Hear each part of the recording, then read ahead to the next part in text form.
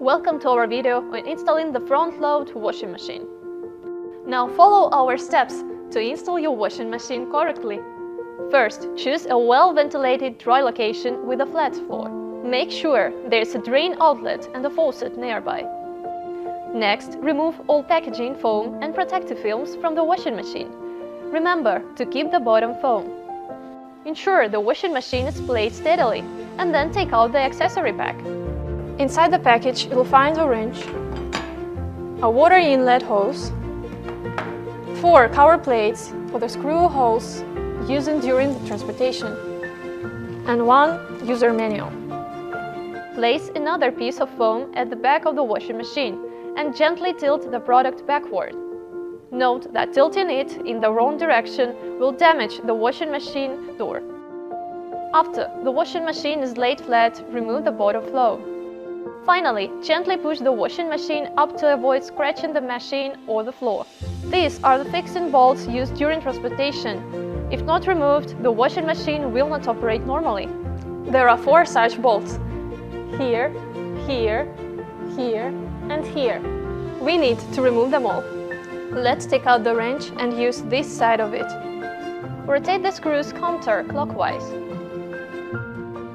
Note that you should remove the rubber and plastic parts together, otherwise the washing machine will make strange noises during operation. After correctly removing the transport bolts, let's take out the bolt covers. There should be 4 of them. Just cover the screw holes with the cover plates.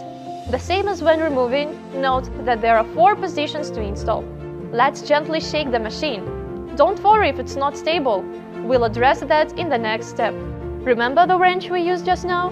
This time we'll use the other side of it. Here are the feed pads. We need to adjust them to stabilize the machine. Turning counterclockwise tightens them and turning clockwise loosens them.